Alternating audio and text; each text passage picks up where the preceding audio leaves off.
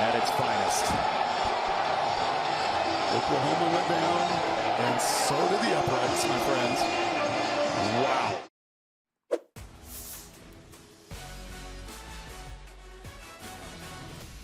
Welcome to the wrap-up presented by Allstate. I'm Skubie Mageza, joined by Sam Ravech, my boy, and we're back for another week of college football. Week 9 was a whole vibe. So we appreciate y'all for joining us because we're going to go over everything. And for those that are in the YouTube chat, we will be addressing y'all. Yes. We'll be checking out what you're saying in the chat. So join us in the show, ask questions, and we'll definitely address them on the show. And then we got a number of things coming up.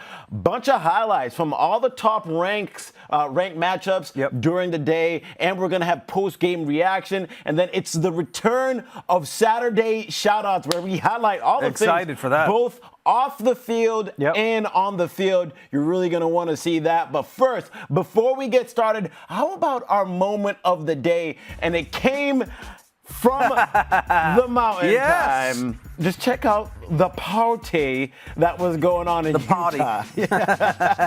I'm all about dogs. We both got dogs. And they're the best. You know, everything's better and everything's a vibe when you got puppy content. Dogs love football too, Scoob, and they love to enjoy a good college game day just like the rest of us. So. Yeah. Well, there were some dogs on the field, and those dogs were in Kansas as they took on the Oklahoma Sooners. Dillon Gabriel trying to keep things going here for a 6th-ranked team. We'll pick it up in the fourth quarter. Sooners down 5.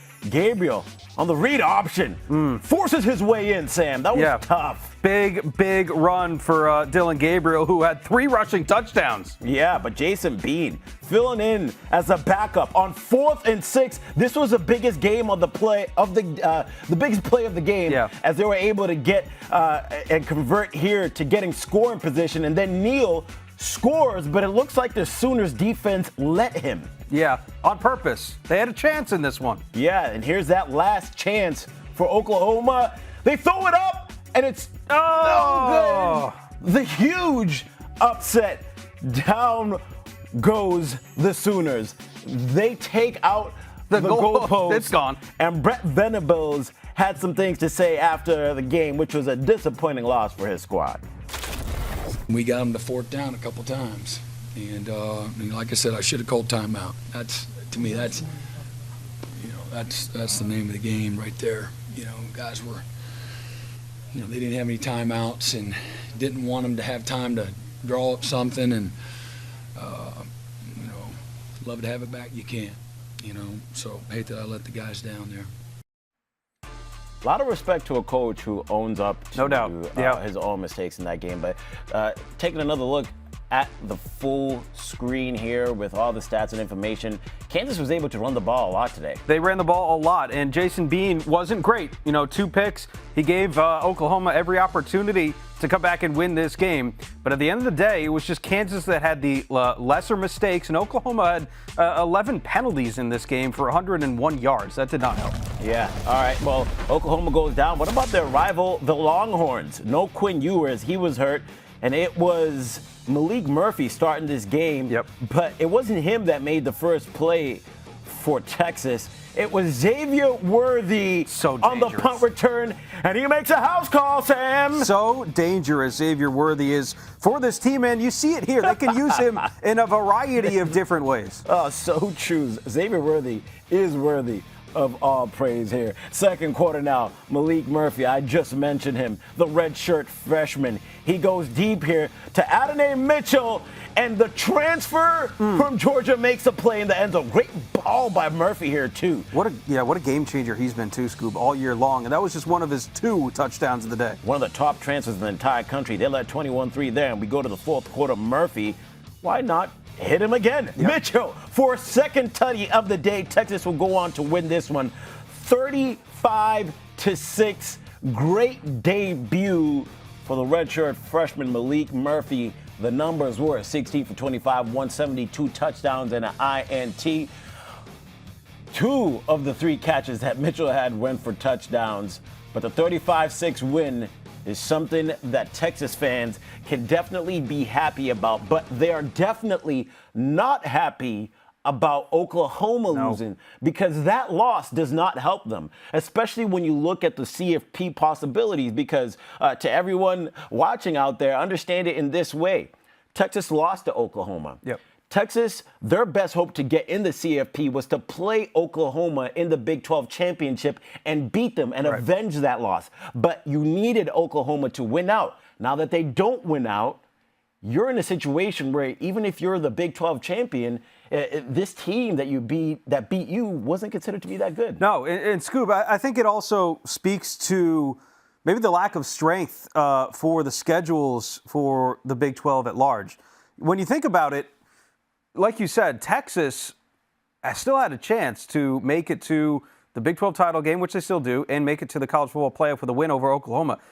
Those odds now have changed completely. I think now after the loss, you're looking at about a 33% chance of Oklahoma actually making it to the college football playoff, and Texas is well below them because, remember, they lost to Oklahoma, so they're about 28% chance of making it to the college football playoff. What this loss does is, especially for Oklahoma, is it takes away the opportunity for them to control their own destiny. Now, their destiny is kind of in the hands of another team or another conference, Scoob. Like, I think you got to look at maybe the ACC. You got to look at Florida State potentially dropping a game there to open up the door now for either Oklahoma or Texas to make it into the college football playoff. But, you know, that's really what I took away from this loss today for Oklahoma. One, they no longer have their own destiny in their hands. And two, they will need help from somebody else to make it to the college football playoff. Like, the loss today. It's their schedule. Yeah, where do you make up that win or that loss? Where is Oklahoma making up that loss? They don't have another ranked opponent. And that's the thing. Unfortunately for them, like you said, their schedule gets real weak towards the end of the season. However, they've had one of the most difficult schedules in the entire country leading up to this point. And quick shout out to the YouTube chat, because I see Free Worry in there. He was in our other show, the college football show. So to have you come over to this show, I just want to salute shout you, out. bro. Love it. Still in there active in our chat. But yeah, it is very true about Oklahoma at this point. And their defense had been the shining light coming into this season, the first half of the games, because Brett Venables coming into the year said he was going to pay attention more to the defensive side of the ball because that's what got him into this position. However, today their defense was really the disappointment. Your offense still put up 30-plus points, and your defense couldn't stop anybody. So now the Big 12 is in a bad situation here to be able to get a team into the CFP. And just want to shout out Texas fans and say, I'm sorry, but I don't think you're back yet. No, well, that's how the cookie crumbles. But I mean, like, that's the other thing too, Scoob, that you said. Oklahoma has almost looked like a different team after the bye week. The defense did not look good against UCF last weekend. They did not look great today against Kansas. I don't know what's going on. The penalties, I think, are a problem as well. Like I mentioned earlier, 101 penalty yards today, which was a season high for them.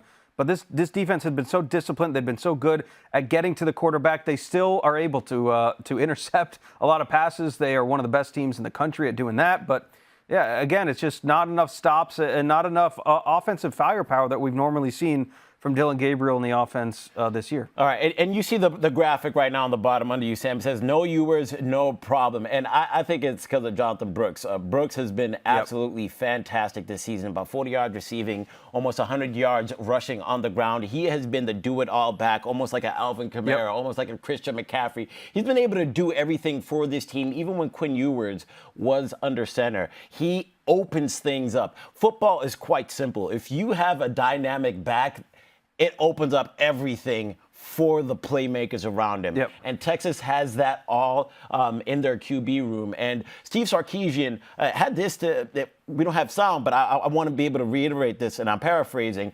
He was really happy about Malik Murphy because Malik Murphy is a kid that could have transferred out of Texas.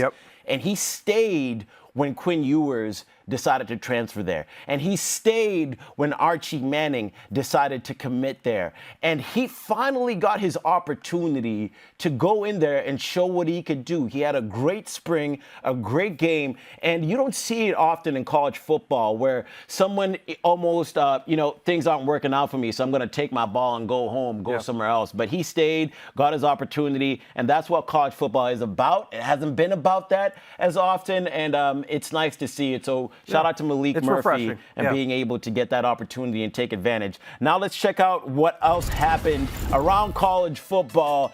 Florida State looking good, and so is them dogs. 43-20 over Florida. Everyone thought that would be more of a game. Honestly, it was over in the first half. So shout out to Georgia and then Washington. They struggled in this one a little bit, Sam. Certainly early on. Closer than it looked. Yeah, still 5 touchdown passes, though, for Michael Penix Jr. In this game. I think he's got 5 of them already this year, which ties him with Shedeur Sanders of 5 games with 4 or more touchdown passes in 2023. But that's a big win for Washington, again, who has just, I don't know, it feels like they're letting opponents in games when they shouldn't necessarily. Yeah, and let's not forget about Ohio State. For anyone that was watching that game, that was 17-10 until Ohio State was able to score that final touchdown. Quite frankly, Ohio State offense continues to raise question marks for me, and I'm curious what everybody else in the chat thinks about Ohio State, because at 17-10, you had to continue to feed Marvin Harrison Jr. Without him in your what offense, are they without him? Are you still a dominant team?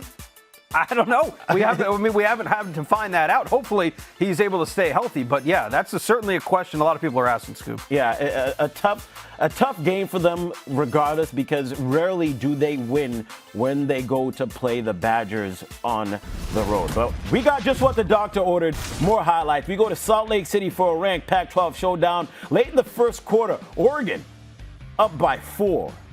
Jordan James with the silky smooth route running, and Bo Nix puts it on him. That's 2 nickels. Tutty. Oregon up 14-3. Second quarter, Bo Nix dancing and creating time, and he finds his BFF, Troy Franklin. He's so special. 24 for 31 today, 248 yards, 2 touchdowns. He is just the guy that you can rely on. He's Mr. Reliable. Yeah, they started to pile it on from here on, Sam. Third quarter, Nix fakes the handoff. What a play design here by Oregon and Bo Nix. That's one thing that you will get with Oregon is a little bit of surprise. Dan Lanning always has something up his sleeve offensively. And you want to talk about a game that was over early, Scoob? This was one of them. Yeah, they go on to win this one 35-6. Bo Nix, just another efficient game.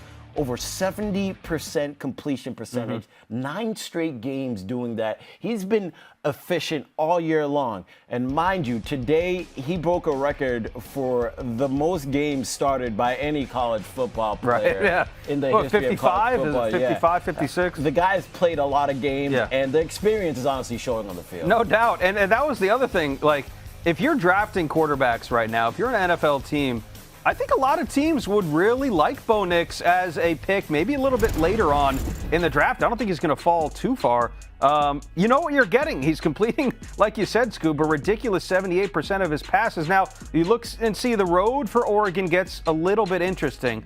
I think, obviously, the Oregon State game could decide their fate of the season. Oregon State would love to play spoiler. So we got some people in the chat right now. I see the Neon King in there and Free. You've been active all the way through. Is Oregon the best team in the Pac-12? Yeah, we talked about this and asked that question on the college football show earlier. I think today, if you are putting Oregon and Washington on a neutral site, I take Oregon. Same here. I think they're a more well-rounded team. With what Bucky Irving can do on the ground, I don't know that Washington can necessarily do that.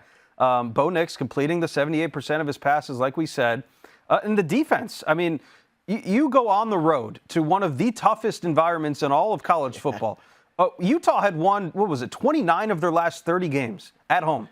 Absolutely. The hardest environment in college football. And we know that. about Bo Nix with him on the road. I mean, I know it was worse when he was playing in the SEC. He was a different player on the road. But his first couple of years at Oregon, it was a little bit of the same thing. Yes. But, I mean, when you played so many games like that, you expect it to get better. Yeah. But this is the toughest of the toughest. You also look at the evolution, too, Scoob, of a player like Bo Nix, who has spent a lot of time, obviously, like we've said, in college football. From his time back at Auburn to where he is now is almost a completely different football player. But it just goes to show you the work and the maturity that he's put in that has really helped put his team, Oregon, in a very good spot to not only win the Pac-12 title game against presumably Washington, we don't know, but to make it to the college football playoff. All right. So we'll stay in the Pac-12 because UCLA took on the Buffs. And who did UCLA have starting at quarterback today, Sam? Was it Gabers today? Yes, they did. Gabers was starting at quarterback, but it didn't start off well because Travis Hunter showed off his range playing DB. What a pick. Buffs will get a field goal out of that and make it 6-0. We go to the second quarter. The prey is out, and the hunter is hunting. Travis Hunter. As DJ Khaled would say, it's another one. Another one. Second interception of the day for Hunter. Let's jump ahead. UCLA moving the ball later on in the game. Gabers finds Carson Ryan, and he is smoked by Shiloh Sanders. What a hit. He is flexing and everything, but you see the flag. Replay, it was targeting. Shiloh ejected. I don't know. Thoughts on that one? Yeah, I don't know. I don't think a lot of people are going to like that call. I don't think so know. either. Third quarter, Gaberts dropping back to pass. Hits Matoval, the transfer from Oregon. He gets in there. UCLA gets up 14-9, fourth quarter. TJ Harden. He shows up for his team, not like James Harden. Gets in the end zone. UCLA makes it 21-9. Later, how about we pile it on some more? We thought this would be a game, but it wasn't much of one. UCLA up big, 28-9, and they go on to win this one, 28-16. Colorado, you're 4-4 in the season. Your loss against Stanford was bad, heartbreaking. Yeah, bad. At this point, what is success for Colorado? Yeah, this is another conversation that we've had. I think ultimately you would like Colorado to be bowl eligible. I don't know if that is possible. I do think that loss to Stanford when they had that 29-point lead at the half that they blew, that certainly changed the trajectory of this season. So I don't know. I mean, you could in some ways call this season already a success for Colorado, but in other ways, there's so much left on the table, Scoob, and that's what leaves a lot of people asking questions. Yeah. One thing Dion said is, you better get me now because there won't be much opportunity. He's got a 2025 quarterback coming in that is a top 4 QB in the high school class. They won't be making the playoffs this year, obviously, but maybe later on down the line. But let's look at the teams that are actually doing it this year because it's time now for the Allstate Playoff Predictor presented by Allstate, where we take a look at the state of the Pac-12. Tonight, we crunch some numbers in the Pac-12. We've been talking about them all season, how competitive it's been. And according to the Allstate Playoff Predictor, here are the chances for the Pac-12 teams that can get into the 2023 college football playoff. Leading the top is obviously Washington. Oregon at 14%. I think that's a little bit crazy. Just 14% for Oregon when you and I just talked about them being the best team in the Pac-12. Right. Yeah, no, I think what's amazing about this is that the Big Ten has just as good of odds as getting 2 teams in as the Pac-12 has of getting 1 team in. I don't necessarily understand that. I get that's how the playoff works out, but the numbers aren't adding up to me. I mean, the Pac-12 has been the best conference in college football this year, and you're going to tell me that maybe they don't even get 1 team in the college football. I don't understand that. That's a wild thing. I don't get it. To think about. And when we get the 12-team playoff, maybe that'll be able to change some of that. Maybe. But you look at the Pac-12, all of them play each other towards the end of the season. We kind of saw that coming in and continue to talk about the cannibalization of the teams in this conference, and we're seeing it now. We're seeing Utah beat UCLA. UCLA beat teams that beat Utah. It is all over the place. And to say for me that Oregon has a 14% chance, less than half, more than half less than Washington, I think it's a little bit wild. Oregon, to me, is a top 4 team, not just the best team in the Pac-12.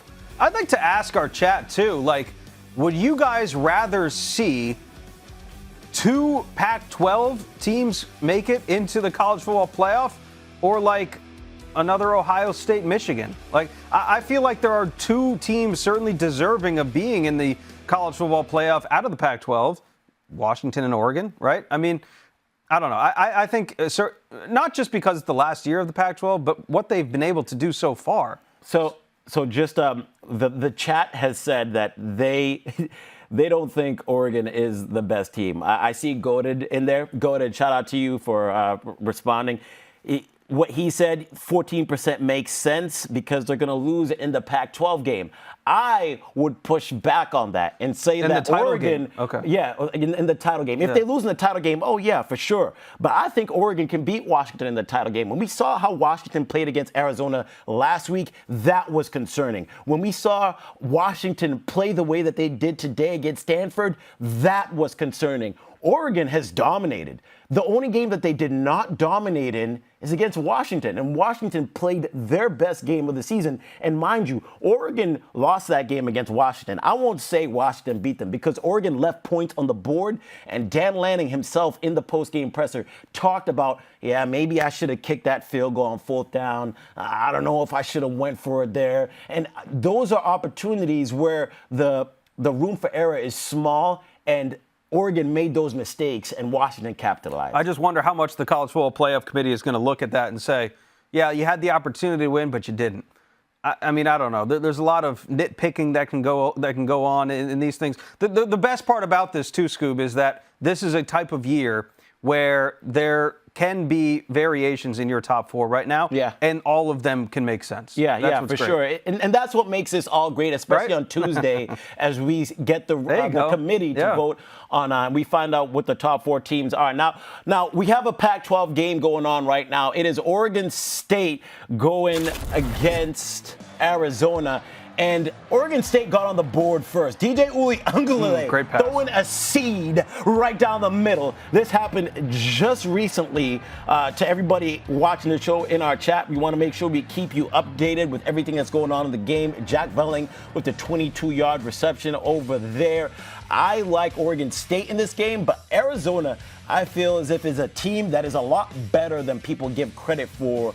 And they're putting up a fight. This is far from over. No question about it. Arizona was a team that probably should have beaten Washington. For those folks who stayed up late a couple weekends ago, Arizona took them to, double or triple overtime? Yeah, pretty wild. And they had a chance to go for 2, did not convert, or decided not to, I forget. I think they didn't convert. All right, now it's time for Saturday Shoutouts. I mean, it didn't leave, but it's back because we haven't seen it for a minute. And what our Saturday Shoutouts does is let you see everything that you have missed throughout college football today. And we're starting with best hands. Or hand. Because Keon Coleman is a bad man. Check this grab that he made on October 14th versus Syracuse. And we're going to go through some of the best hands plays that he has made this season because this man seems to do it every single game, Every single game, and without a lot of help around him. No Johnny Wilson still, and yet he's still able to make plays. I mean, he's just a playmaker. And this one was today. The one-handed grab while fending off the defender against Wake Forest. What a play by Keon Coleman, and what a steal from the transfer portal. Seriously. All right, next up, we got best robbery. Check out this interception by Beanie Bishop Jr. Great name. On a deflection in a sport we call football, but not the football that they're playing. No. He's kicking it like we're playing soccer. Improvise, my friend. Ball in the air, it's loose. I don't know how it happens, but you end up with a ball. Great pick, great name. Tip balls kickballs equals picked balls. And another great moment from today was during College Game Day. They seem to always deliver for us. And they had Agent 89 as a guest, Steve Smith Sr. And he had this to say in his predictions. Clemson has been struggling. They're not the Clemson we've loved over the years. But NC State, unfortunately, they're waiting for basketball to start. Tell Steve Smith in the studio this ain't a basketball school. He can kiss my. So we're going to call that the best comeback, because what a comeback by Coach. Great. Now we got this one. I love it. We call this most likely to get yelled at by his wife. Yeah. KU fan had a roller coaster of a day, but my boy definitely enjoyed it at the end. Impressive, yeah. I mean, look, if you got it, you might as well show it. Look, this is you got to improvise. You got to be. I don't know what this is. I don't know. I'm at a loss for words. I'll tell you what this is right here, because it's amazing. Let's call this best duo. Halloween, days away, and these fans nailed it. Shake and bake, baby. If you ain't first, you're last. This is a shout out to Ricky Bobby and Cal. Everybody knows that. Great movie. Great shout duo. out Will Ferrell that as well. How about this one? Biggest diss as the Halloween costumes continue, because this is just flat out wrong. We call this one the Michigan Spy.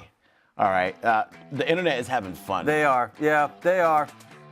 Michigan maybe brought it on themselves a little bit again. Nothing's been proven, but nonetheless, it's Halloween season. Might as well embrace it while you can. Yeah. A lot of chatter going around with Michigan. It's almost as if something new has come out each and every single day this week. And a lot of coaches had things to say about it. So we're going to award Deion Sanders with our realist talk surrounding Michigan. You could have someone's whole game plan. They could mail it to you. You still got to stop it. So in football, it's not as pronounced as baseball. If I know a curveball is coming, I got you. With football, I don't give a darn if you know a sweep is coming. You still got to stop it. Physically, it's a physical game. You got to stop it. So that's a little tough. I don't buy into a lot of that stuff that someone's stealing this, stealing that. Hey, full-time fans, time for overtime, brought to you by Modelo. And this is where we like to have a little bit of fun. Obviously, we take the allegations with Michigan serious, the alleged allegations, and we're not accusing them of anything here until everything is wrapped up. But Sam and I are going to have a little bit of fun, and we're going to see if we can steal or decode some signs of our own. All right, so what do we got? What we got here? We got the binoculars out, too. Okay. What do you see, Scoob? I see Caleb Williams, a trophy, and what does that one have to do? What do we got? Is that that's the back-to-back album cover for Drake. Can Caleb Williams go back-to-back for Heisman? Is that it? Yeah, I think you nailed it. Yeah, and the answer to that question is no. No. We are unanimous in our decision. But respectfully so, Caleb Williams definitely showed a lot of fight today. I mean, they were down and they were getting clowned by a lot of people on social media, and somehow, some way, were able to come back against Cal and win 50-49, with Cal failing on the two-point conversion after getting the score to almost tie the game up. All right, so our next one. Okay. I see a couple signs here. What is that one, Sam? See the Astros. I see you making some signs over there. Yeah. What is that? You're the baseball guy. What do you think it is? Well, I got to imagine that we're trying to make a comparison here between the two. Is that what we're going for? There's that sound. So the question is Michigan now the Houston Astros of college football? Yes. I think actually Deion answered this question in the latest sound that he played, because he even said, if I know a curveball is coming, I can sit on a curveball. In football, there are so many different plays, especially like on a passing routes. You got to defend different plays. You can even audible at the line of scrimmage. So, no, I don't think you can make a distinction between the two, even if you know what play's coming in football. A new sign. We got a new sign coming up? Okay. So we got Mel Kiper. We got Michael Penix Jr. I don't know. What do you think, Scoob? What's that What do you behind see? them? What's that? If I lot could of sticky decipher notes. that sign with some military training background like Connor, is it something with the draft big board and Michael Penix? Boom. There we go, baby. Nailed it, Scoop. All right, we have deciphered the sign. The question is, can Penix land on Mel Kiper's draft big board? I think the answer to that question has to be a yes, because Michael Penix Jr. has gotten many comparisons towards Tua. Obviously, the left-handed quarterback, but the precision and the way that ball comes out of his arm is next level and elite. Special. Yeah. All right. We got one more? Oh, this is a tough one. Adrian AP? Peterson. See AP in prime time. AP primetime. What do you think? I don't know. I'm lost in this one. AP primetime. AP Coach of the Year primetime? I don't know. I got nothing for you. Wait. I heard two. I heard a butt. We'll take it. All right. So AP. AP. The question is Coach Prime the AP Coach of the Year? There we go. No, not the AP Coach of the Year. Certainly could be in the coming years. I don't think it helps that you lost some of the games that they did. But regardless, the turnaround that he's done has changed the game of college football, at least in the way that we know it. So he gets credit for doing that. Absolutely. Yeah, definitely. I agree with you because the turnaround that he has at Colorado is next level. Not many teams do you see going from winning one game to at least winning 4. Still, you need to win enough to get in a bowl game, and I don't see that happening. No. Their last 5 opponents, which was included today, 3 of them are ranked. All 5 of them have winning records. All right, we got one more sign to decipher. All right. Okay. Oh, yeah. I think this one's pretty easy. This is. The chat was talking about this, and we can argue about this all day.